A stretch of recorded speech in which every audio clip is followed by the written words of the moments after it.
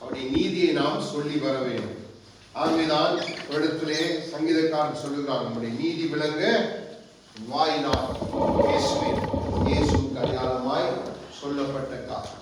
தேவன் நம்முடைய நீதியை விளங்க பண்ணுவதற்கு தான் நம்முடைய வாய்களை பயன்படுத்துகிறார். நான் தொடர்ந்துமாய் வாய்களை குறித்து உங்களோடு பேசிக்கொண்டு வருகிறேன்.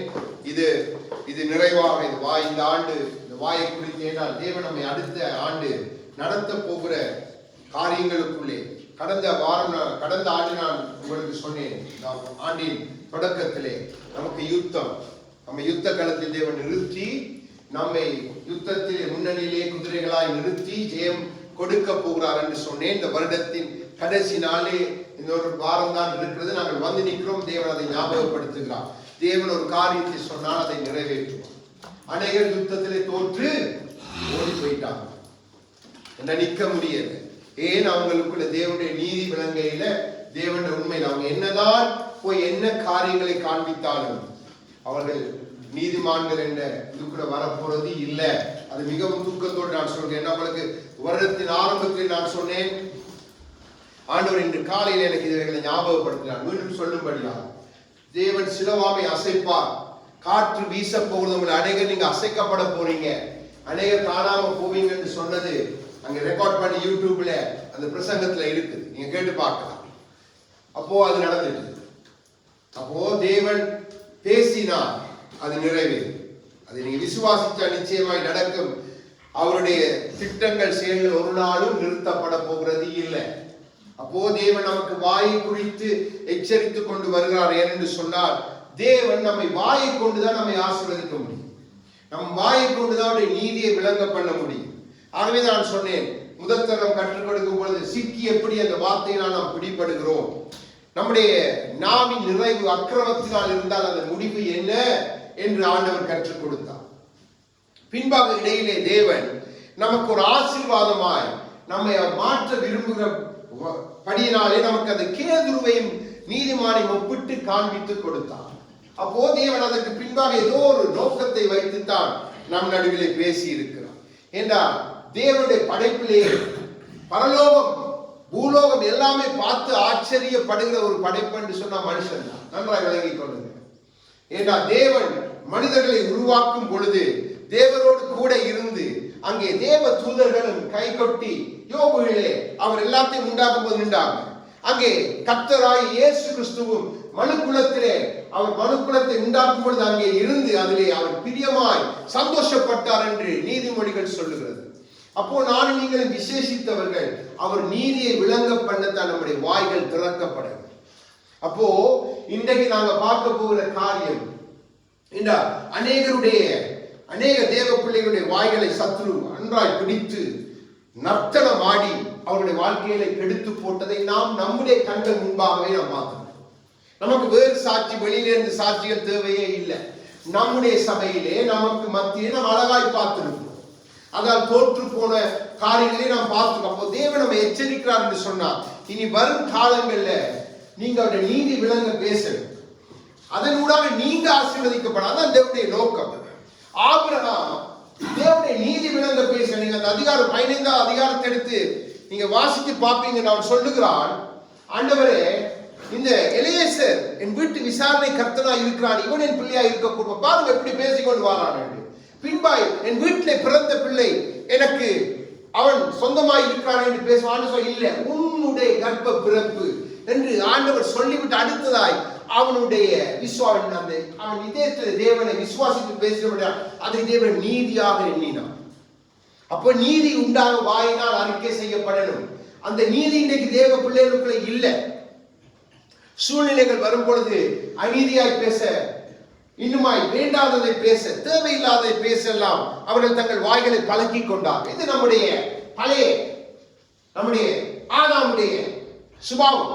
பாவத்திலே விழுந்த பொழுது ஆதாம் தன் வாயை திறந்து தேவனை குற்றப்படுத்துகிறான். நீதியை விளங்க பண்ணுவதற்கு பதிலாக அநீதியை விளங்க பண்ணுகிறான். நான் நீங்கள் அப்படி இருக்கக்கூடாது. உங்களுக்கு ஒரு சாட்சியை நான் சொல்ல விரும்புகிறேன்.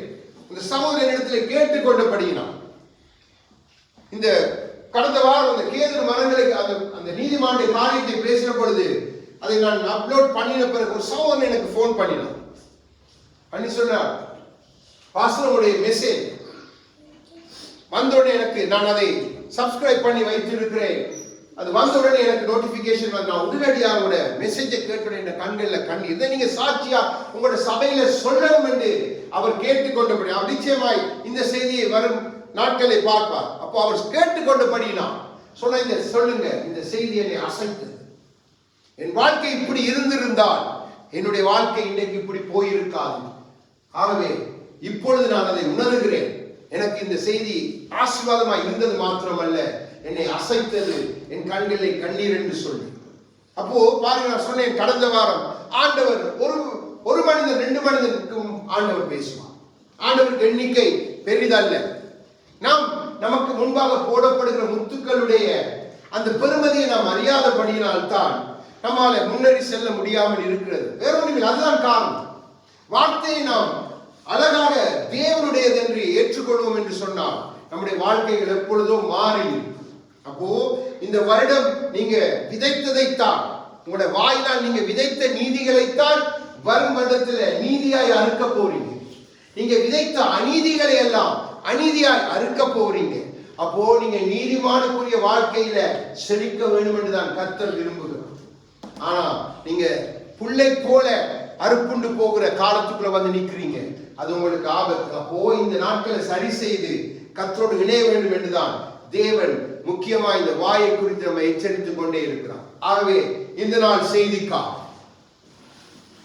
யோபுவின் புத்தகம் அங்கிருந்து நாம் செய்தியை பார்க்க போவோம்.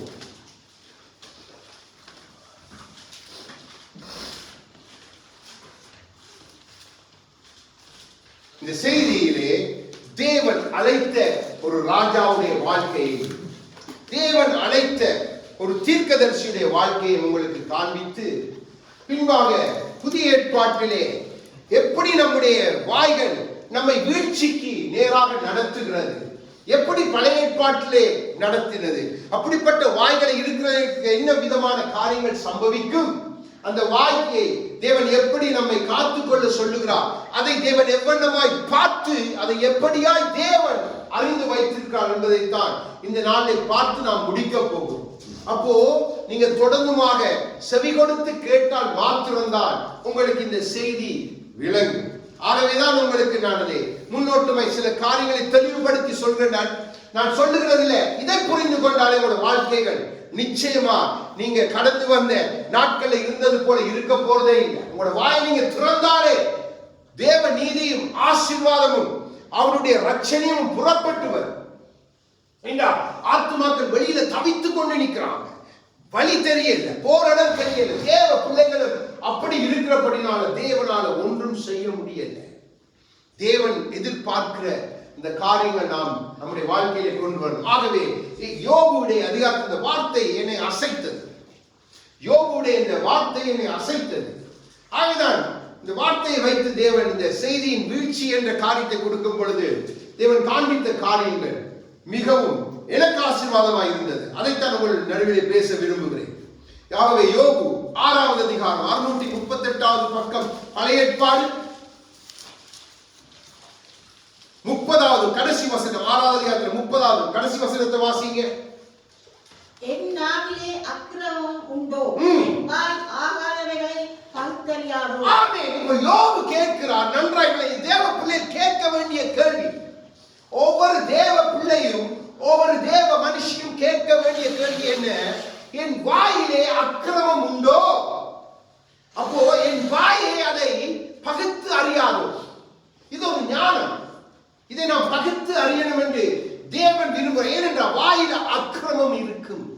அந்த அக்கிரமம் வாயில முழுதாக ஆட்சி செய்து கிரியை செய்யும் பொழுதே அந்த பகுத்தறிகிற தன்மை மாறிவிடும், தாறுமாறு பலவித காரியங்கள் வாயிலிருந்து புறப்பட்டு விடும்.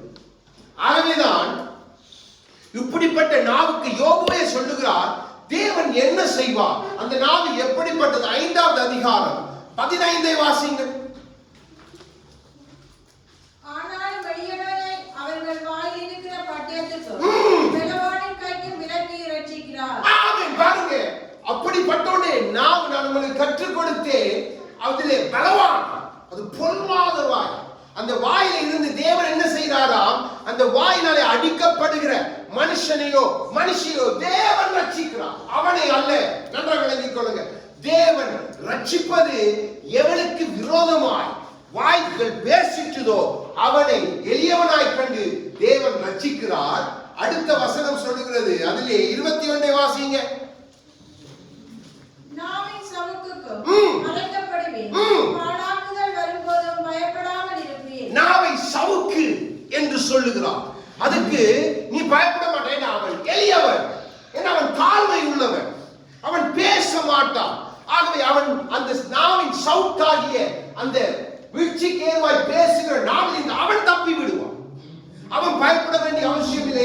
கர்த்தர் அவனுக்காக யுத்தம் பண்ணுவான். கர்த்தர் அவனுக்காக ரட்சிப்பதற்கு அங்கே வந்து நிற்பான். அப்போ இந்த அக்கிரமம் நம்முடைய வாழ்க்கையில வீழ்ச்சியை கொண்டு வரும். நம்முடைய நாவினுடைய வார்த்தைகளை நாம் பகுத்தறியணும். பேச முதல் நாம் அதை பகுத்தறிந்து பேசுவதுதான் தேவனுக்கு பிரியம். ஆகவேதான் இங்கே பக்தன் சொல்லுகிறான், என் நாவிலே அக்கிரமம் உண்டோ அதை என் வாயை பகுத்தறியா.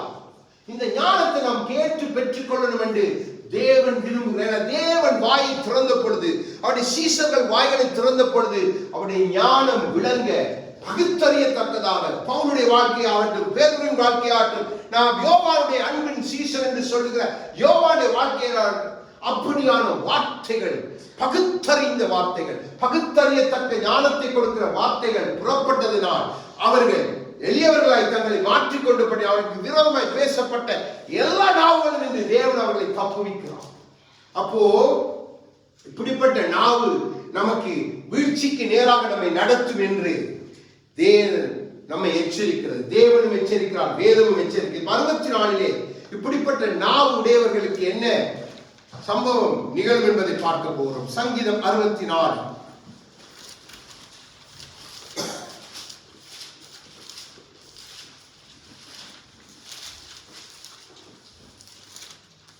3-4 வாசிங்க.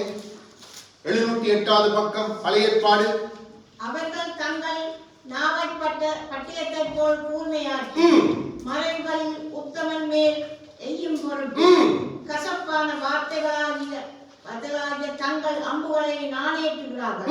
சற்றும் பயமின்றி சடிதியில் அவன் மேல் எய்கிறார்கள். பாருங்க, இந்த இப்படிப்பட்ட நாவுகள், நீதிமானுக்கு விரோதமாய் பேசப்படுகிற இப்படிப்பட்ட நாவுகள், இல்ல ஒரு மனுஷனுக்கோ மனுஷிக்கு விரோதமாய் பேசப்படுகிற நாவுகள் சடுதியில பேசும். அதான் சொல்ல, பகுத்தறியாத தன்மை, சடுதியில வார்த்தைகள் வந்துடும். அதுல இருந்து வெளிப்பட போது அக்கிரமம், அந்த நாவுக்குரியவனுக்கு வீழ்ச்சி.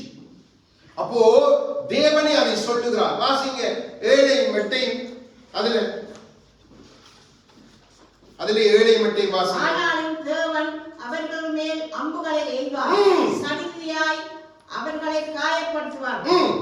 அவர்கள் தள்ளப்பட்டு கீழே விழும்படி அவர்கள் நாவுகளே அவர்களை கெடுக்கும். அவர்களை காண்கிற யாவரும் ஓடி போவார்கள். ஆமென். இப்படிப்பட்ட நாவை உடைய மனிதனோடு யாரும் நினைந்து போக விரும்ப மாட்டார். இப்படிப்பட்ட நாவுடைய மனிதனை கண்டாலே விலகிட்டு போக, ஓடி போகத்தான் பார்ப்பாங்களே ஒழிய அந்த மனிதனுக்கு சகாயம் கிடைக்க போகிறது இல்லை. அது அவனுடைய நாவினால் அவன் ஏற்படுத்திக் கொள்கிற வீழ்ச்சி என்று வேதம் நம்மை ஆவியானவர் எச்சரிக்கிறார். அப்போ இப்படிப்பட்ட நாவுகள் என்ன பாருங்க, சடுதியில தேவனை அம்புகளை எய்வார் என்று சொன்னா சடுதியில நாசம் வரும், மரணத்துக்கு ஏதுவான நாசம் வரும், சடுதியில அவனுடைய வீழ்ச்சிக்கு ஏதுவான நாசம் வரும், சடுதியில அவனுக்கு ஒரு நஷ்டம் வரும், சடுதியில ஏதாவது ஒரு காரியம், சடுதியில வேதம் ஒரு நாள் பொய் சொல்றாரு. பாருங்க, தேவன் அவர்கள் மேல் அம்புகளை எய்வார் சடுதியாய். அப்போ நம்முடைய நாவு அப்படி இருக்கக்கூடாது. அது நம்மை வீழ்ச்சிக்கு நேராக நம்முடைய வாழ்க்கையை, அதாவது நான் சொல்லுகிறேன், நமது பூமிக்குரிய வாழ்க்கையிலே நம்மை வீழ்ச்சிக்கு நேராக நம்மை நடத்திவிடும். தேவன் நம்ம மேல வைத்திருக்கிற அவருடைய திட்டங்களை, அவருடைய நோக்கங்களை நம்மை ராஜாக்களாய் அழைத்திருக்கிறார், ஆசாரியர்களை அழைத்து நான் காண்பித்துக் கொடுக்கிறேன். அழைத்தவர் தான். ஆனாலும் வாயினாலே அவர்கள் எப்படிப்பட்ட முடிவை கண்டடைந்தார்கள், எப்படி அவருடைய வாழ்க்கை முடிந்தது என்பதை பார்ப்பதுதான் பரிதாபம். ஆனா வேதத்துல அந்த காரியங்களை குறித்து தேவன் எழுதி வைத்து அதை குறித்து அவர்களை குறித்து சொல்லப்பட்ட காரியங்கள் மேன்மைகளை நீங்க பார்ப்பீங்கன்னு சொன்னா அது நம்மை ஆச்சரியப்படுத்தும். ஆனாலும் அது முடிவு பரிதாபம். அப்படி நீங்க போயிடக்கூடாது. உங்களோட முடிவு சம்பூர்ணமா இருக்கணும். உங்களோட முடிவு கர்த்தருடைய சித்தப்படி இருக்கணும். இப்போ தீர்க்கதரிசியுடைய வாழ்க்கை முதலாவது பார்ப்போம். எண்ணாம் 12வது அதிகாரம்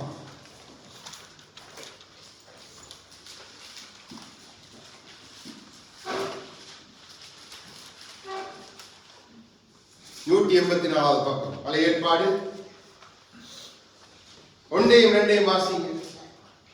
எத்தியோப்பியா தேசத்து ஸ்திரியை மோசே விவாகம் பண்ணியிருந்தபடியினால் மிரியாமும் ஆரோனும் அவன் விவாகம் பண்ணின எத்தியோப்பியா தேசத்து ஸ்திரீ நிமித்தம் அவனுக்கு விரோதமாய் பேசி கர்த்தர் மோசேயை கொண்டு மாத்திரம் பேசினாரோ எங்களை கொண்டும் அவர் பேசினதில்லையோ என்றார்கள். கர்த்தர் அதை கேட்டார். இங்க பாருங்க, இந்த சம்பவம் நமக்கு நன்றாய் தெரியும். இருக்கிற காரியத்தை நன்றாய் புரிந்து கொள்ள வேண்டும். மோசேயை காப்பாற்ற மீரியாமை தேவன் பயன்படுத்துகிறான். மோசேயை போய் அழைத்து வர ஆரோனை பயன்படுத்தி மோசேக்கு வாயாக ஆரோனை நிறுத்துகிறான். இதெல்லாம் தேவன் தான் செய்கிறான். மீரியாவும் ஆரோனும் அவருக்கு முன் பிறந்த உடன் பிறந்த சகோதரர்கள். நன்றாய் விளங்கிக் கொள்ளுங்க. ஆனா இப்போ இவங்களோட வாயால பாருங்க, தேவனை சொல்லுகிறார். அவங்க என்ன சொல்றாங்க? கர்த்தர் மோசே, அதாவது மோசேயை கொண்டு இந்த ஊழியனை கொண்டு மாத்திரமா பேசுறது உண்டு, எங்கட வாயை கொண்டு பேச இல்லையோ? பாருங்க, உட நாவிலே சத்துரு வீழ்ச்சியை கொண்டு வருகிறான். அந்த வீழ்ச்சியினால் அழைக்கப்பட்ட தீர்க்கதரிசியால் தேவன் சிறு வயதிலே முன்னறிந்து அங்கே மோசேயை தப்புவிப்பதற்கு பயன்படுத்தப்பட்ட மீரியாம் பின்பாக மோசேயை அழைத்து வந்து அவனுக்கு நாவாக செயல்படுவதற்கு அவன் தாயின் கருவில் உண்டாவதற்கு முன்பாகவே தெரிந்து கொள்ளப்பட்ட ஆரோன். நன்றாய் விளங்கிக் கொள்ளுங்கள். நாமும் அப்படித்தான் தெரிந்து கொள்ளப்பட்டிருக்கிறோம். நாம் அதை குறித்து மேன்மைப்பாடு நல்லது. ஆனா அதுக்குரிய நீதி நம்முடைய வாழ்க்கையில இல்லைன்னு சொன்னா நம்முடைய நீதியாகிய சிக்கேனு நம்மை நிச்சயமாகவே நியாயம் தீர்ப்பது அதிக நிச்சயம். பாருங்க, இப்படிப்பட்ட மீரியாம் இப்போ நடக்கிற சம்பவம் என்ன?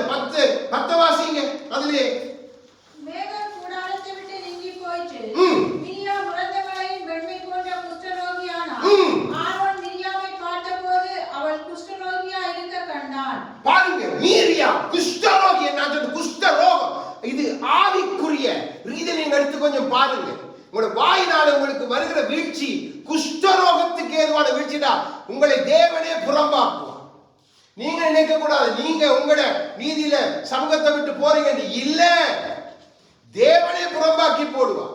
தேவனே உங்களோட முகத்தில அவருடைய அருவருப்பை தெரிவிக்கும்படியாக. அடுத்த 14 வாசிங்க. கர்த்தர் மோசேயை நோக்கி, அவன் தகப்பன் அவள் முகத்திலே காலை துப்பினதுண்டானால் அவள் 7 நாள் வெட்கப்பட வேண்டாம். அது போலவே அவள் 7 நாள் பாளையத்துக்கு புறமே விலக்கப்பட்டிருந்து பின்பு சேர்த்துக் கொள்ளப்பட கடவுள் என்றார். பாருங்க, யார் சொல்லுகிறது? கர்த்தரே சொல்லுகிறார். தேவனே சொல்லுகிறார். நான் காரி உமிழ்ந்ததற்கு ஒப்பாக அவளுடைய சரீரத்தில் இது வந்திருக்குது. அவள் வெட்கப்படவே வேண்டும். அப்போ நீங்க மிக கவனமா இருக்கணும் பிள்ளைகளே. அது பெரிய வீழ்ச்சி. அதன் பின்பு மீரியா மரித்து போகிறார். பாடி துதித்தவர் தீர்க்கதரிசி என்று சொல்லி அவளை குறித்து எழுதப்பட்டிருக்கிறது. மீரியாம் பல காரியங்களுக்கு தேவன் பயன்படுத்தின ஒரு மனுஷி. ஆரோன் அப்படி. ஆனா இதை நிமித்தமா இந்த 2 பேர் மேலும் தேவனுடைய கோபம். அங்கே மோசே பேசப்பட்ட அந்த மனிதன் தான் வேண்டிக் கொள்ளுகிறான். அதன் நிமித்தமாய் தான் தேவன் பதில் கொடுக்க. இல்லைன்னா தேவன் மேகம் கூடாரத்தை விட்டு விலகிட்டது. தேவன் போக ஆயத்தம். அப்போ அப்படியே விட்டு இருந்தா மீரியாம் பாளையத்துக்கு புறமே இருந்திருக்கணும். இதால சம்பவித்த காரியம் என்ன பாருங்க. ஒரு மனுஷினால ஒரு திரளான லட்சக்கணக்கான ஜனங்கள். அடுத்த 2 வசனத்தை வாசிங்க. 15, 16. அப்படியே மிரியாம் 7 நாள் பாளையத்துக்கு புறமே விலக்கப்பட்டிருந்தாள். மிரியாம் சேர்த்துக் கொள்ளப்படும் மட்டும் ஜனங்கள் பிரயாணம் பண்ணாதிருந்தார்கள். பின்பு ஜனங்கள் ஆசரோத்திலிருந்து புறப்பட்டு பாரான் வனாந்திரத்திலே பாளையம் இறங்கினார்கள். பாருங்க, தேவனுடைய சித்தத்துக்கு திட்டத்துக்கு விரோதமாய் உங்க வாயை சத்துரு பயன்படுத்தின வீழ்ச்சி. அதன் நிமித்தம் திரளான கூட்டம் பண்ண வேண்டிய பிரயாணம் 7 நாள் தடைப்பட்டு இருக்கிறது. 7 நாள் பாருங்க, சாதாரண காரியம். தேவன் கொடுத்ததோ அந்த நாட்களை கொடிய வியாதி. அப்படிப்பட்ட வியாதிகளை யாரும் சேர்த்துக் கொள்ள மாட்டாங்க. பாளையத்துக்கு புறம்பே அந்த கூட்டத்தை விட்டு தன் சமூகத்தை விட்டு வெளியே போயிட்டான். குஷ்டம் வந்துட்டு. இன்னைக்கு நம்முடைய வாயினால எத்தனை பேர் நமக்கு அது சரீரத்துல வெளியில தெரியாட்டில்லை, உள்ளுக்குள்ள எல்லாமே குஷ்டத்தால அப்படி அழுகி போயிருக்கு. தேவன் பார்க்கிறார், ஆவிக்குரியவன் அதை பார்க்கிறார். ஆனா மாம்சத்துல இருக்கிறவனுக்கு அது தெரிகிறதே இல்லை. பாருங்க, மோசே உடனடியாக வேண்டிக் கொள்கிறான், ஆவிக்குரியவன். ஆரோனும் அங்கே மோசே இடத்துல போறேன், ஆரோனுக்கு வேறு வழி தெரியல. அப்போ மீரியாமுடைய வாய் அவளுடைய வீழ்ச்சிக்கு ஒரு தீர்க்கதரிசியாய் அழைக்கப்பட்டவன். அவளை குறித்து இந்த சம்பவம் மாத்திரம் தான் இப்படி எழுதப்பட்டு, இல்லைன்னா அவளை குறித்து ஒரு நல்ல முடிவு எழுதப்பட்டு. ஆனா பாருங்க, வாயாட மோசைக்கு விரோதமா பேசுறது மாத்திரம் என்ன சொன்ன, என் வாயை கொண்டு கர்த்தர் பேசல. அப்போ இவைய வாயை கொண்டு கர்த்தர் மாத்திரம் பேச இல்ல, சாத்தானும் பேசி இருக்கிறான். ஆகவேதான் முதலாவது வசனம் அதை தெளிவுபடுத்தி சொல்லுது. நன்றாக விளங்கிக் கொள்ளுங்க, நாம் பேசுறது எல்லாமே தேவன் நம்மை கொண்டு பேசுகிறது அல்ல, சாத்தானும் நம் வாயை பயன்படுத்தி பேசுவான். ஆகவேதான் யோபு அங்கே சொல்லுகிறான், அக்கிரமம் என்று வந்தால் சாத்தானுடைய பக்கம், என் வாய் அதை பகுத்தறியது. அதுதான் ஆவியானுடைய பக்கம். நன்றாக விளங்கிக் கொள்ளுங்க. அப்போ நம்முடைய வாய் மிகவும் கவனம்.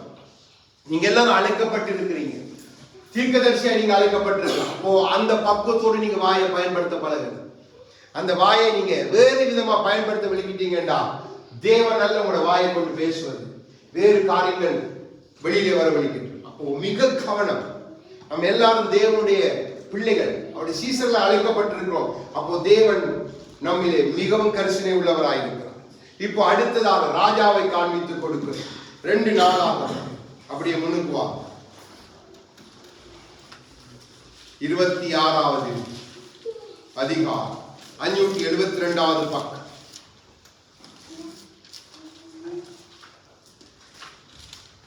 16 21 வரைக்கும் உள்ள வார்த்தைகளை வாசிங்க. பின்பாக அந்த சம்பவத்தை சொல்லுங்க. 573 26.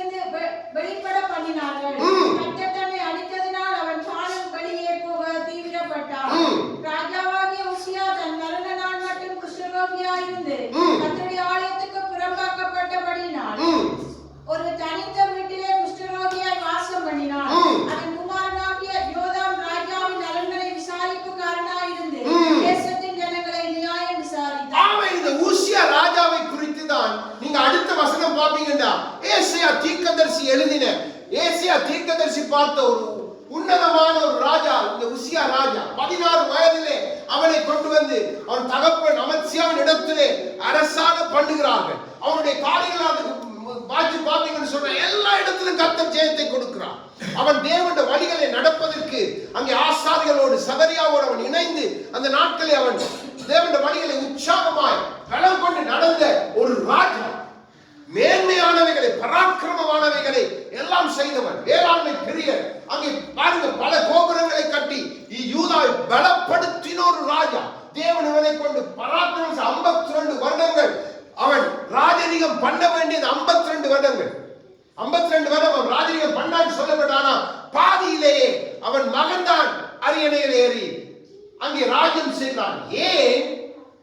இவனுக்கு தேவன் எல்லாத்தையும் கொடுத்து ஆசீர்வதித்து இவனை பலப்படுத்தி ராஜாவை நிலைநிறுத்தின பொழுது மேட்டிமை வந்ததன் நிமித்தம் செய்யக்கூடாத ஒரு காரியம். இவன் ராஜாவை அந்த நாட்களில் அபிஷேகம் பண்ணுவது ஆசாரி.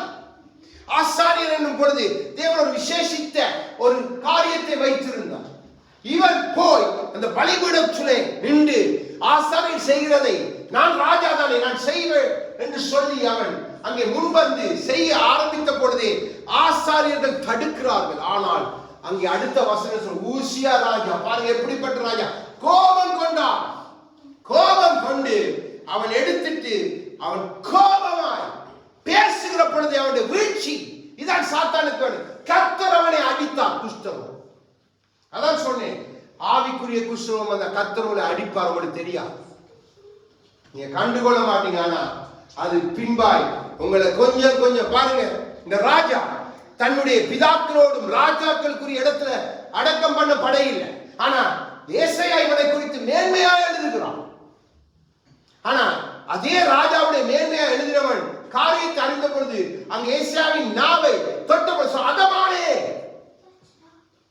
பாருங்க, தேவன் எல்லாத்தையும் நோக்கி பார்த்து கொண்டிருக்கிறான். அப்போ ஒரு ராஜாவுடைய மேன்மையான ராஜாவுடைய வீழ்ச்சிக்கு அவன் வாய் காரணமாயிற்று. தேவ நீதியை விளங்க பண்ணினவன், தேவனுடைய வழிகளை தன்னை உற்சாகமாய் நடப்பித்து 5வது வசனத்தை வாசிங்க. அதுல 26ஆம் அதிகாரம். தேவனுடைய தரிசனங்களில் புத்திமானாய் இருந்த சகரியாவின் நாட்களிலே தேவனை தேட மனதிறங்கி இருந்தான்.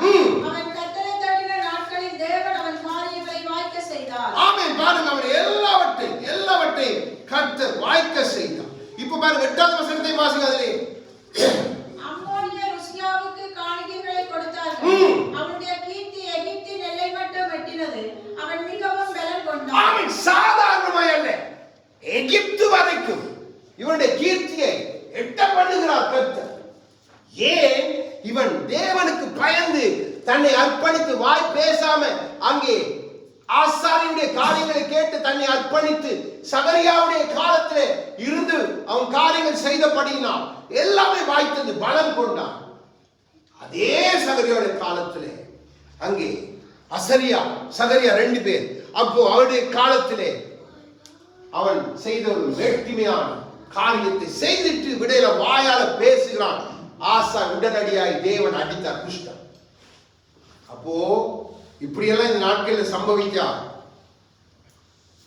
நமக்கு இருக்கு, புதிய ஏற்பாட்டிலையும் நமக்கு இருக்குது. அப்போஸ்தலர் நாட்கள் உடனடியாய் மாறணும்.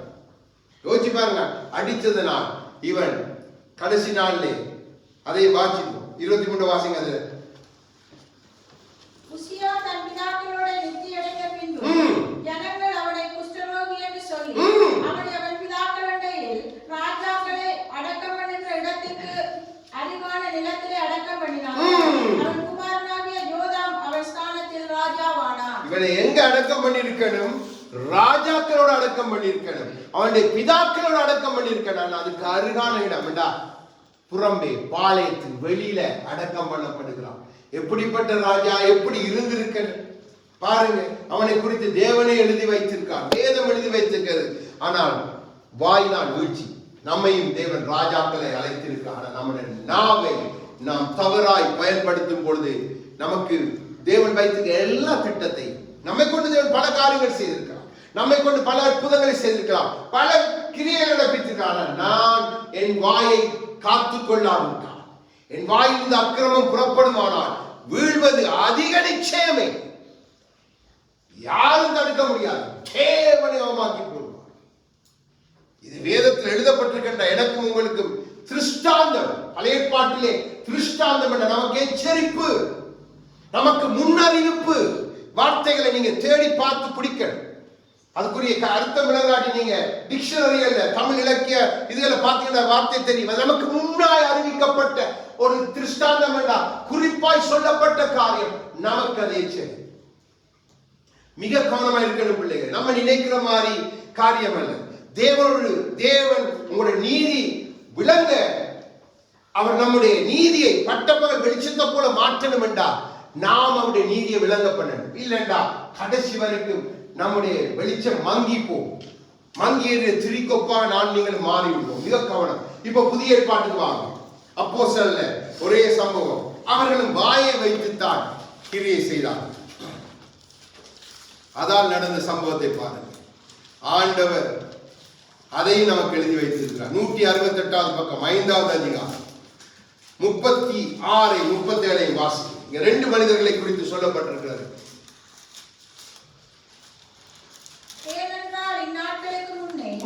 தெய்தாஸ் என்பவன் எழும்பி தன்னை ஒரு பெரியவனாக பாராட்டினான். ஏறக்குறைய 400 பேர் அவனை சேர்ந்தார்கள். அவன் மடிந்து போனான். அவனை நம்பின அனைவரும் சிதறி அவமாய் போனார்கள். அவனுக்கு பின்பு குடிமதிப்பின் நாட்களிலே கலிலேயனாகிய யூதாஸ் என்பவன் எழும்பி தன்னை பின்பற்றும்படி அநேக ஜனங்களை எடுத்தான். அவனும் அழிந்து போனான். அவனை நம்பியிருந்த அனைவரும் சிதறடிக்கப்பட்டார்கள். நமக்கு எச்சரிப்பு. எப்படி அவர்களை நம்ப பண்ணினான்? தன் வாயை வைத்து. எப்படி தன்னை பெரியவனாய் அவன் முதலாளாய் சொல்லப்பட்டவன் காண்பித்தான். தெய்தாஸ் என்பவன் தன் வாயை வைத்து. அது அவனுக்கு மாத்திரம் வீழ்ச்சியை கொண்டு வரல, அவன் வாயின் கவர்ச்சியில இழுக்கப்பட்டு போன 400 பேர். சாதாரண ஒரு சபை. நான் இன்னைக்கு ஒரு சபையில 400 பேரை சேர்க்கின்ற சாதாரண காரியம் இல்லை. 400 பேர் சிதறி போயிட்டான். அவமாய் போனாண்டா. இருந்தவன் என்ன நடந்து அப்படியே அவனோட வாழ்க்கை அழிக்கப்பட்டு போயிட்டது. அடுத்தவனும் அப்படியா கிணை செய்து சிதறடிக்க அதே அழிந்து போனார்கள், சிதறடிக்கப்பட்டார்கள். அப்போ சத்துரு வாயை பிடிச்சிட்டான்டா. ஒரு ஆசாரியனாய் அழைக்கப்பட்ட தீர்க்கதரிசி அழைக்கப்பட்ட ஒரு மனுஷியோ இல்ல, ஒரு ராஜாவின் ஸ்தானத்திலே கர்த்தருக்கு அழைக்கப்பட்ட ஒரு மகனே மகளை பிடிச்சிட்டான்டா. சிதறப்படவனை நம்பி யாரெல்லாம் பின்னுக்கு போனீங்க? உங்க வாழ்க்கையில நடக்க போற சம்பவங்களை நீங்க பாப்பீங்க. அப்ப தெரியும் தேவன் பேசினாரா, ஆவியானவர் பேசினாரா, இல்ல சாத்தான் பேசினாரா என்பதை கண்டுகொள்வீங்க. தேவன் எல்லாத்திலும் உண்மை உள்ளவர். மிக கவனம் பிள்ளைகள். நீங்க நீதியின் பக்கத்துல நீங்க நின்றா நீங்க தப்பிடுவீங்க. நீங்க அநீதிக்கு துணை போடுறோம், நீங்க சேர்ந்து போவீங்கடா, நீங்க நாசமா சிதறி போவீங்க. நீங்க என்னதான் கும்மாளப்படி என்னதான் என்ன செய்தாலும் கர்த்தர் உங்களை சிதற பண்ணுவது அதிக நிச்சயமே. உன் முடிவு பாளையத்துக்கு புறம்பே, தேவனுடைய பாளையத்துக்கு புறம்பே அங்கே பட்கடிப்பும் அங்கே அக்கினியும் இருக்குது. தேவனே சொன்னார் பாளையத்துக்கு கொண்டு போடுவோம். மிக கவனம். என்ற வாயினால நமக்கு வர வீழ்ச்சி. நம்ம ஒரு நிமிஷம் இந்த நாவை அடக்கிட்டு இருந்திருந்தா சம்பவங்கள் காரியங்கள் மாறி முடியலையே. சத்துரு கொஞ்சம் அவங்களை டார்கெட் பண்ணுவான். கொஞ்சம் ஆரம்பிப்பான். பலிபிடத்துல வச்சு ஆரம்பிப்பான், பிறகு தனிப்பட்ட கையில் ஆரம்பிப்பான். இன்னும் நான் காண்பித்து கொடுக்கிறேன். ஆரம்பித்து உங்களை வீழ்ச்சிக்கு நேராக கொண்டு வருவான். மிக கவனம் பிள்ளைகளே. இதை வேதம் எழுதி வைத்திருக்கிறது, தேவன் எழுதி வைத்திருக்கிறார். அப்போ நாம் மிக கவனமா இருக்கணும். மத்தேயு 16வது அதிகாரம் 16வது வசனம். எப்பொழுது நீங்க கிறிஸ்துவுடைய நீதிக்கு எப்பொழுதும் துணை போற பிள்ளைகளா இருக்கணும். இல்லைண்டா நீங்களும் ஹிட் லிஸ்ட்ல இருக்கிறீங்க. கவனம். மனம் மாறி சரி செய்யுங்க. இல்லைன்னு சொன்னா உங்களுக்கு ஆபத்து. உங்களோட முடிவுகள் தவறாய் போய்விடும். 24 மத்தேயு 24 16 வாசிங்க. நமக்கு தெரிஞ்ச சம்பவம் வாசி காண்பித்துக் கொள்ளும். மத்தேயு 24வது அதிகாரம் 16 எடுத்து மத்தேயு 16 எடுத்தவங்க வாசிங்க. கேள்வியா? சீமோன் பேதுரு பிரதியுத்தரமாக, நீ ஜீவனுள்ள தேவனுடைய குமாரனாகிய கிறிஸ்து என்றான். நமக்கு தெரிஞ்ச சம்பவம் தான். இப்போ இவன் தேவனுடைய நீதியை பேசுகிறான். இவனுக்கு பரத்திலிருந்து கொடுக்கப்பட்ட தேவனுடைய நீதியை பேசுகிறான். அந்த வாயை கொண்டு தேவன் நீதியை விளங்க பண்ணுகிறான். இப்போ அதே அதிகாரத்துல 22ல என்ன நடக்குது வாசிங்க. அப்பொழுது பேதுரு அவரை தனியே அழைத்துக் கொண்டு போய், ஆண்டவரே, இது உமக்கு நேரிடக் கூடாதே, இது உமக்கு சம்பவிப்பதில்லை என்று அவரை கடிந்து கொள்ளத் தொடங்கினான். என்ன செய்ய வழிகிட்டான்? தேவனே கடிந்து கொள்ள போறான். இப்ப சொன்னது தேவன், நீ தேவகுமாரன், நீ தேவன் என்று அறிக்கை பண்ணினவா. இப்ப அந்த வாயை சாத்தான் பயன்படுத்துகிறான் வீழ்ச்சிக்கு நேராக. அங்கே கடிந்து அதன் நிமித்தமாய் இவன் 3 முறை தேவனை சபித்து கடிந்து கொண்டு திட்டி தன் வாயை அசிங்கப்படுத்துகிறான். வேதத்தில் தேவன் அதை எச்சரிப்பாய் எழுதி வைத்திருக்கான். ஆனா கிருபை உள்ள தேவன் சத்துருவின் கையில் அவனை கொடுத்து மீண்டும் மீட்டுக் கொள்கிறான். அப்போ உங்களோட வாய் கவனம். நீங்க நீதி விளங்க பேசியிருப்பீங்க ஒரு காலத்துல, தேவன் அதை நீதியா பார்ப்பார். ஆனா அதே வாயை அதே பேரோட வாய், அதே வாயை கொண்டு சாத்தாம உடனே ஆனது சாத்தானே அப்பால போ, நீ மனுஷனுக்கு கேட்டவைகளை பேசுகிறாய், நீ தேவனுக்குரியதை பேசுற தேவனை கடிந்து பார்க்க. தேவனுடைய பார்வையில் எப்படிப்பட்ட வாய் யாரை அடையாளப்படுத்தி காண்பிக்குது அவருக்கு? சாத்தான். அப்போ உங்களையும் அவர் அப்படி பார்க்க கூடாது. பார்த்துட்டா அவனுக்குரிய தீர்ப்பு தான். ஏன்னா மனிதர்களுக்கு தேவன் ஒரு நாளும் அந்த இடத்தை ஆயத்தப்படுத்தியது தன் பிள்ளைகளாய் சிருஷ்டித்து அவர்களோடு மகிழ்ந்திருக்க உண்டாக்கினது உன்னதமான ஸ்தலம். ஆனா சாத்தானுக்கு தெரியும். யோசிச்சு பாருங்க. பின்னாட்களே பேதுரு இந்த வாயினாலே வீழ்ச்சி அடைந்து பின்பா எழும்பி அவனுக்கு பல தடுமாற்றம் வாழ்க்கை. ஆனாலும் தேவன் அவனை நடத்தி அவனை கிருபையா தெரிந்து கொண்டபடினால் அவனுக்கு ஒரு நல்ல முடிவை கொடுக்கிற. நல்ல முடிவுன்னா அவனுடைய சாவு நல்லது அல்ல, மிகவும் கொடுமையான ஒரு மரணம். ஆனாலும் தேவன் அவனை ஏற்றுக்கொண்டார். ஆனா வாயினால் அவனுக்கு ஒரு வீழ்ச்சி வந்தது. அழைக்கப்பட்ட பிரதான அப்போஸ்தலன், நீங்கள் அழைக்கப்பட்டிருக்கலாம், பிரதான ஸ்தானத்துக்கு நீங்க அழைக்கப்பட்டிருக்கலாம். அந்த ஸ்தானத்தை உங்களோட வாயை கொண்டு எடுத்து போடுவான். எடுத்துட்டா திருப்பி நீங்க அந்த ஸ்தானத்துக்கு வரதுக்குள்ள நீங்க போக வேண்டிய பாதை மிக கடினமாயிருக்கு, மிக கடினமாயிருக்கு, மிக கவனம். அப்போ தேவனுடைய வழிகளை நாம் புரிந்து கொள்ளணும். அடுத்ததாய் மத்தேயு 23வது அதிகாரம்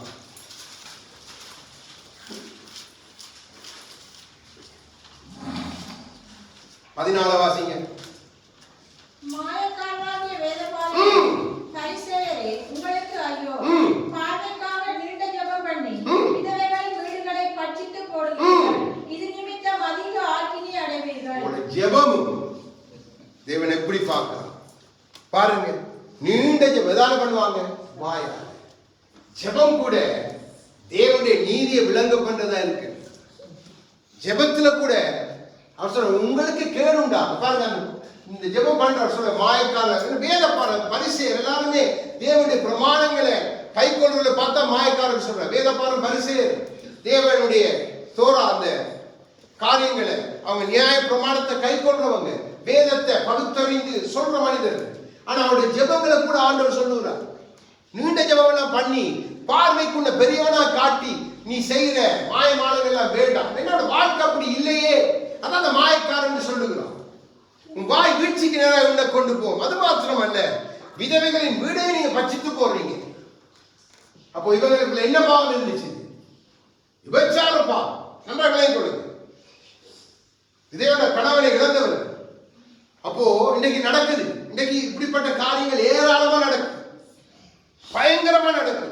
நீங்க இன்றைய தட்டி பார்த்தா பார்க்கலாம் பல விதமான ஆக்களுடைய காரியங்கள். இன்னைக்கு இந்த ரோமன் கத்தோலிக்க மதம் இன்னைக்கு எத்தனையோ பேருடைய காரியங்களை வெளியில கொண்டு வராங்க. எத்தனையோ பிள்ளைகள், சிறு பிள்ளைகளை அங்கே அவங்க சண்டே ஸ்கூலுக்கு அனுப்பின பிள்ளைகளை சீரழிச்சு இருக்கிறாங்க. வயதான பாதிரிமா. ஓ கவனம் பிள்ளைகளே.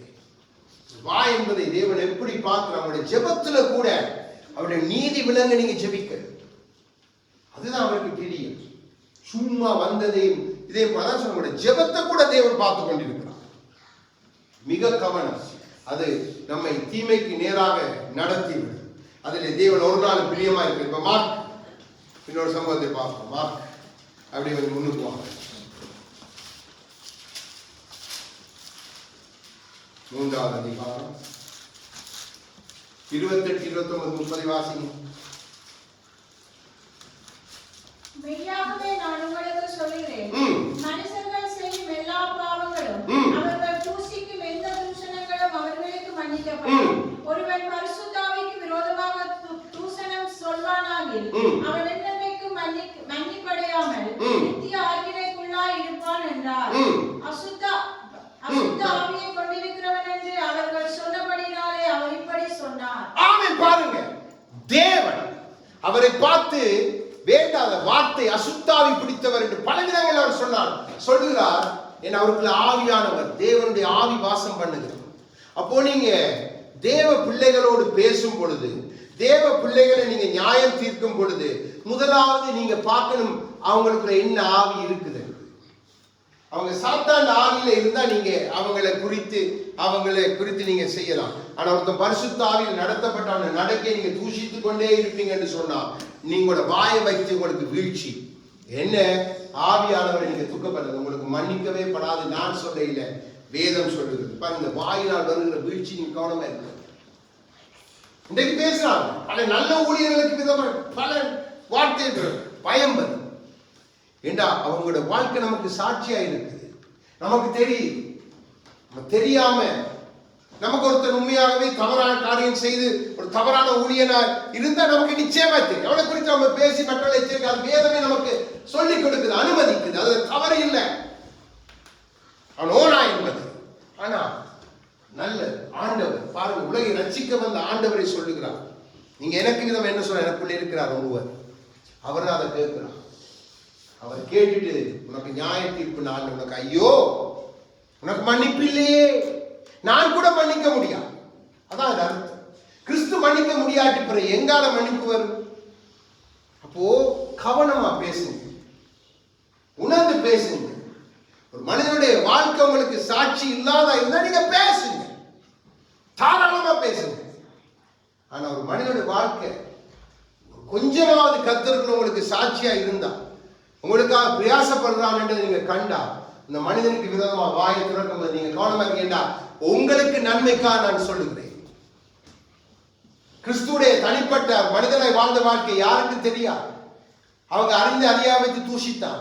தேவன் எச்சரிக்கிறான், ஏண்டா இவன் நரகத்துக்கு போயிடக்கூடாது. ஆகவே தேவன் நம்ம எச்சரிக்கிறான், யாரும் அங்க போயிடக்கூடாது. அப்போ மிக கவனமா, ஏண்டா இதைத்தான் பின்பு பேதுருவும் எழுதி வைக்கிறான். உங்களுக்கு இருக்கிற ஆவியான மகிமை, அவர்கள் பேசும்போது மகிமைப்படுகிறார்கள். எப்படி மகிமைப்படுவார்?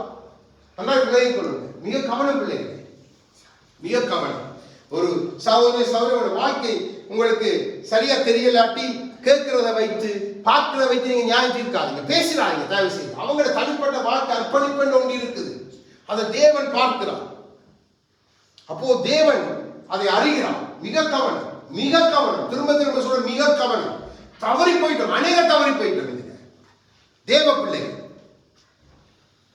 அப்படி காரியங்கள் வரும்போது கட்டி விட்டுருங்க, பேச போயிடாதீங்க. சாத்தான் உங்களுக்கு வீழ்ச்சிக்கு எதுவாய் கொண்டு போறான், வீழ்ச்சிக்கு எதுவாய் உங்களுக்கு கொண்டு போறான், ஒரு குடும்பத்தை கொண்டு போறான். நீங்க கடைசி நாள போய் நின்று என்னதான் நீங்க அழுது புலம்பினாலும் மீட்பே இல்லை. கடைசி நாள போய் நின்று மீட்படையதுதான் நமக்கு இருக்கிற வெற்றி. பூமியில இருக்கிற எல்லாம் சொல்லுவான், அப்படி செய்ய அப்படி இப்படி என்று புலித்தவன் நம்முடைய மாயமான வாழ்க்கை. ஆனா உள்ளான வாழ்க்கையை காண்கிற கர்த்தர் இருக்கிறார். ஒருவருக்கு விதமா பேசாதீங்க. அவன் எப்படிப்பட்ட பாதையில போறான், கண்ணீர்ல போறான், எப்படி தேவனுக்கு அர்ப்பணிக்க அவனும் மாற்றமே அறிந்திருக்கிறான். நன்மை செய்யப்பார், இல்லண்டா வாயை பேசி தீமை செய்ய. நன்மையை மாத்திரம் செய்ய பழங்க, நன்மை செய்ய படியுங்கள் என்று கர்த்தர் சொல்லுகிறான். மிக கவனம் பிள்ளைகளே, மிக கவனம். ஆண்டவர் எப்படி பார்க்கணும் நீங்க நன்றாய் புரிந்து கொள்ள வேண்டும். பின்பை நான் காண்பித்து முடிக்கும் பொழுது அதை காண்பித்து முடிக்கிறேன். இப்போ நீதிமொழிகள் சில காரியங்கள் தேவன் நமக்கு கொடுக்கிற ஆலோசனை, நாம் வீழ்ச்சி அடையக்கூடாதா, இப்படிப்பட்ட ஆலோசனை நாம் நிலைத்திருக்கணும். நீதிமொழிகள் 15வது அதிகாரம்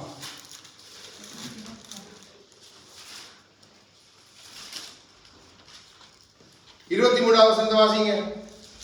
776வது பக்கம், பழைய ஏற்பாடு. மனுஷனுக்கு தன் வாய்மொழியினால் மகிழ்ச்சி உண்டாகும், ஏற்ற காலத்தில் சொன்ன வார்த்தை எவ்வளவு நல்லது. ஆமென். மனுஷனுக்கு எதனால மகிழ்ச்சி உண்டாகுமா? அவனுடைய அதான் அந்த நீதி அவனுடைய வாயினால் உண்டாகும். அப்போ நீ ஏற்ற காலத்துல எந்தெந்த வார்த்தைகளை பயன்படுத்தி அவருடைய நீதிக்கு ஏதுவாய் அந்த வார்த்தையெல்லாம் உனக்கு மகிழ்ச்சி மகனே, மகனே. அந்த வார்த்தையெல்லாம் உனக்கு ஆசீர்வாதம் மகனே, மகனே. அது ஜெபத்துல இருக்கலாம், உன் தனிப்பட்ட வாழ்க்கையில இருக்கலாம், இல்ல பொதுவாய் நீ உரையாடும் பொழுது கூட இருக்கலாம். தேவன் பார்க்கிறான், தேவன் இவைகளை கூர்ந்து பார்க்கிறான். இப்போ 16வது அடுத்த அதிகாரம் 23 24 வாசிங்க. ஞானியின் இருதயம் அவன் வாய்க்கு அறிவை ஊட்டும். அல்லேலூயா. அவன் உதடுகளுக்கு அது மென்மேலும் கல்வியை கொடுக்கும். இனிய சொற்கள் தென் கூடு போல் ஆத்துமாவுக்கு மதுரமும் எலும்புகளுக்கு ஔஷதமும் ஆகும். உங்களுக்கு ஆசீர்வாதம். நீங்க சொல்லுகிற நீதியின் சொற்கள் தான் இனிய சொற்கள். அவருடைய நீதி விளங்க பேசுங்க. ஒவ்வொரு சொற்களும் உங்களுடைய ஆத்மாவை வாழ பண்ணும், உங்களுடைய ஆயுசின் வருஷங்களை அதிகரிக்கும். அது உங்களுடைய எலும்புகளுக்கும் உங்களுக்கு அது ஔஷதம், அது மருந்து, அது ஆரோக்கியம். தேவன் இதைத்தான் பார்க்கிறார். வீழ்ச்சியே நாம் போயிடக்கூடாது. இப்படிப்பட்ட காரியங்களும் நினைவு கூர்ந்து அதை இங்கே இருந்து நம்ம அதை பயிற்றுவித்து பழக்க நன்றாக விளங்கிக் கொள்ளுங்க. தேவன் நமக்கு ஒரு செவியை கொடுத்திருக்கிறான். நமக்கு இது மாமிச செவி. ஆனா தேவன் ஆவிக்குரிய செவியை இங்கே வைத்திருக்கிறான். இங்கிருந்துதான் வரும் காரியம். இங்கிருந்து நன்றாக விளங்கிக் கொள்ளுங்க. அப்போ மிக கவனம் பிள்ளைங்க. உங்களுடைய ஆவி, ஆத்மா, சரீரம், ஆத்மாவினுடைய உறைவிடம் எதனை நீங்க தெரிஞ்சு கொண்டீங்கன்னா உங்களுக்கு தெரியும் எங்கே அது கொடுக்கப்பட்டிருக்கு. அந்த செவி நம்ம சரீரத்தை நீங்க மூண்டா பிரிப்பேன். அப்போ அந்த சரீரத்தின் ஒவ்வொரு காரியங்கள் இது கர்த்தர் அவருடைய ரகசியங்களை வைத்திருக்கிறார். அப்போ மிக கவனம், மிக கவனம். இப்படிப்பட்ட வார்த்தைகளை நீதியை நாம் பேச, அதான் நம்முடைய வெளிச்சத்தை பட்ட பகல் போல ஆகும். அதான் இயேசு கிறிஸ்து நம்முடைய யெகோவா சிக்கேனு நம்முடைய வாழ்க்கையில செய்ய விரும்பி அவர் செய்த பாடி துதித்த அமைதியின் மன்னன். ஏசாயா சொல்றார், வாயை வீணா திறக்கவே மாட்டான். அதான் இந்த அமைதியின் மன்னன் அந்த பாட்டு எழுதப்பட்டு அவரை ருசித்து பார்க்கிற மனுஷன் அப்படித்தான் இருப்பான். அவரை போலவே தன்னை மாற்றிக்கொள்ள பிரயாசப்படும். அப்பா அப்படி நான் இருக்கணும். இயேசு அவனுடைய இதய துடிப்பே அதான் இருக்கு. அப்போ மிக கவனமாய் நீங்க காரியம் செய்யணும். இப்ப நீதிமொழிகள் 26, 28 எடுத்து வாசிங்க. தேவன் நமக்கு கொடுக்கிற ஆலோசனை எப்பொழுதும் நாம் நிலைத்திருக்க. 28 வாசிங்க. கள்ளநாவு தன்னால் கிளேசப்பட்டவர்களை பகைக்கும், இச்சகம் பேசும் வாய் அழிவை உண்டு பண்ணும். பாத்தீங்களா? எந்த நாவு கள்ள நாவா இருக்கும் அந்த நாவே அப்படிப்பட்டவனை அழித்து போகும். அப்படிப்பட்டவர்களை பகைக்கும், அது அழிக்கும். பகைக்கு அடுத்த இது அதுதான். அப்போ அப்படிப்பட்ட நாவு நமக்கு வேண்டவே வேண்டாம். இச்சகம் பேசுற வாய் அழிவை உண்டு பண்ணும். உண்மையை பேசுங்க. ஒரு மனிதன், அதான் சொன்னேன், ஒரு மனிதனை தவறண்டு பேசுங்க, அதை நிரூபிக்க பேசுங்க, நிரூபிச்சு காட்டுங்க. அதான் சும்மா வந்துட்டு அவன் தவறு செய்கிறான், அவன் கண்ட மாதிரி பேசுறான், சபையில கெட்டது நடப்பிக்கிறான், வெளியிலேயும் தேவையில்லா பேசுறான், அவனோட போயிட்டு நம்ம கைவிட அவனுக்கு சப்போர்ட்டா நம்ம பேசுறோம்.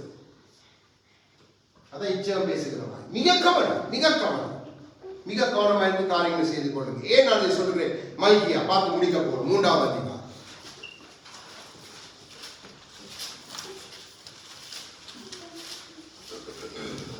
வாழ்க்கையில் ஒரு நாள் கலைகளா இருக்கவே கூடாது. மற்றொரு பிறருக்கு ஆசீர்வாதமா இருக்கணும். அப்படித்தான் கொரிந்தியர்ல பவுல் எழுதியிருக்கிறார். நீங்க கிறிஸ்துவின், நீங்க பானம் பண்ணுகிற பாத்திரம் கிறிஸ்துவின் பாத்திரம், அது ஆசீர்வதிக்கிறது. நீங்க பிறருக்கு ஆசீர்வாதம் இடமா இருக்கவே கூடாது.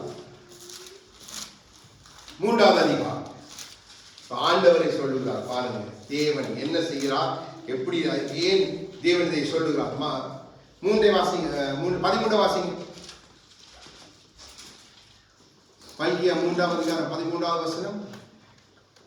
நீங்கள் எனக்கு விரோதமாய் பேசின பேச்சுக்கள் கடினமாய் இருக்கிறது என்று கர்த்தர் சொல்லுகிறார். ஆனாலும் உமக்கு விரோதமாக என்னத்தை பேசினோம் என்கிறீர்கள். தேவன் சொல்லுகிறார். தம்முடைய ஆசாரியருக்கு, தம்முடைய ஜனங்களுக்கு தேவன் சொல்லுகிறார்.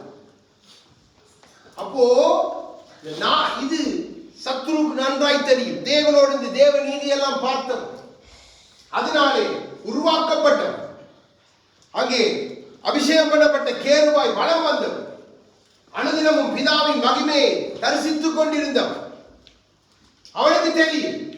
அப்போ இந்த நாவை கொஞ்சம் பயன்படுத்திட்டா தேவனுக்கு அதுல பிரியமே இல்லை. தேவனை கேட்பான். அதான் கேட்கிறார், நீங்கள் எனக்கு விரோதமாய் பேசின பேச்சுகள் என்ன? அப்போ என்னத்தை பேசினோம், எதை உடனே ஆண்டவர் லிஸ்ட போட்டு கொடுப்பான், லிஸ்ட போட்டு கொடுப்பான். மிக கோணம். இப்ப அதிலே 15, 16 வாசிங்க. ஆண்டவரை வேறுபடுத்தி காண்பிப்பார். இப்போது அகங்காரிகளை பாக்கியவான்கள் என்கிறோம், தீமை செய்கிறவர்கள் திடப்படுகிறார்கள், அவர்கள் தேவனை பரீட்சை பார்த்தாலும் விடுவிக்கப்படுகிறார்களே என்று சொல்லுகிறீர்கள். ஆமே, நீங்க என்ன சொல்லுகிறார் ஆண்டவர்? உங்களோட பார்வைக்கு முன்னுக்கு அகங்காரமாய் நடந்தவன், அகங்காரமாய் இதெல்லாம் நீதிமான், இவன் நல்லதான் நடப்பித்தான், இவன் செய்ததுதான் சரி, இவன் சொல்லி நீங்க எல்லாம் சொல்லிட்டு நீங்க என்ன பண்ணுங்க, அவங்களை திடப்படுத்துறீங்க. தேவனை என்ன செய்றீங்க? பரீட்சை பார்க்குறீங்க. பரீட்சை பார்த்து நீங்க இப்படிப்பட்ட காரியங்களை செய்றீங்க உங்களோட வாய்களினால். மிக கவனம், மிக கவனம். தேவன் அதை பார்க்கிறார். அடுத்த வசனத்தை வாசிங்க. அப்பொழுது வாசிங்க. அப்பொழுது கர்த்தருக்கு பயந்தவர்கள் ஒருவரோடொருவர் பேசிக் கொள்வார்கள், கர்த்தர் கவனித்து கேட்பார். கர்த்தருக்கு பயந்தவர்களுக்காகவும் அவருடைய நாமத்தை தியானிக்கிறவர்களுக்காகவும் ஞாபக புஸ்தகம் ஒன்று அவருக்கு முன்பாக எழுதப்பட்டிருக்கிறது. ஆமென். முதலாவது திறக்கப்பட போற புஸ்தகம் ஜீவ புஸ்தகம் அல்ல. தேவன் ஞாபக புஸ்தகத்தை திறந்தார். தானியேல் வாட்சி பாருங்க, தேவன் திறக்கிற முதல் புஸ்தகம். அதை நீங்க பாஸ் பண்ணா தான் அடுத்தது. அப்ப அதுல எல்லாத்தையும் ஆண்டவர் உற்று கேட்கிறார். தன் பிள்ளைகள் பயத்தோடு தன் நீதியை பேசின காரியங்கள் என்ன, எப்படி தன் வித்தியாசத்தை காண்பிப்பான்.